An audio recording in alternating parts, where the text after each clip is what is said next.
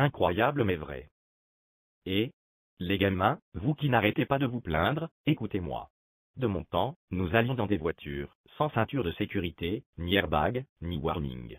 Nos berceaux étaient peints avec des couleurs brillantes, très souvent à base de plomb. Il n'y avait pas de bouchon de sécurité sur les bouteilles d'eau de Javel, les tubes de médicaments, ni sur les tiroirs, et encore moins sur les prises de courant, et les portes. Quand nous partions à vélo, nous n'avions ni casque, ni protection pour les coudes et les genoux. Nos parents ne portaient pas plainte contre la mairie parce qu'il y avait un trou dans le goudron qui nous avait fait tomber. On n'avait pas de bouteille d'eau minérale. On buvait de l'eau du robinet, du jardin ou là où on en trouvait, jusqu'à ce qu'on ait plus soif. On mettait des heures à construire des voitures, avec des caisses en bois, de la ficelle, et des vieux tuyaux, qui ne respectaient ni les normes AFNOR, ni les normes de la CEE. Après quelques chocs, on avait appris à résoudre le problème. On se laissait tomber contre un arbre ou par terre. Le SAMU n'intervenait pas à chaque chute. On sortait jouer à la seule condition de rentrer pour l'heure du repas. On allait à l'école pour travailler et apprendre, et non pour développer notre potentiel de créativité ou notre popularité. Lorsqu'on ne travaillait pas, l'instituteur nous donnait des punitions ou des coups de règle sur les doigts. Nos parents ne sont jamais allés porter plainte ni frapper l'instituteur, on savait qu'on l'avait bien mérité. On n'avait pas de portable, on écrivait des lettres et des cartes postales. On se coupait, on se cassait les os, on perdait des dents, mais il n'y avait jamais dépôt de plainte pour ces accidents. Personne n'était coupable, enfin, sauf nous-mêmes.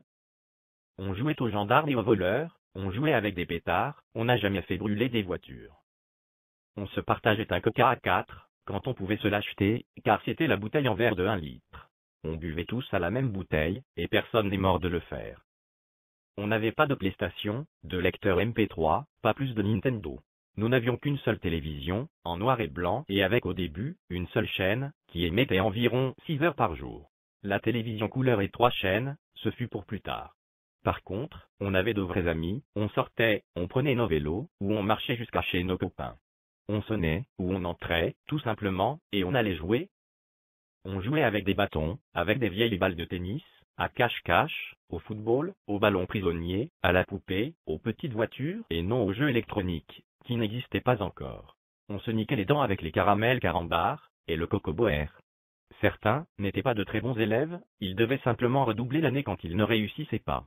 Ou si vraiment cela ne marchait pas, certains changeaient de voie, et partaient se former en apprentissage, pour exercer plus tard, un métier manuel auquel ils étaient plus disposés. Personne n'allait chez les psychologues, ou les pédopsychiatres. On a fait l'expérience de la liberté, du succès, des échecs, et des responsabilités. Enfin, on a appris à se débrouiller.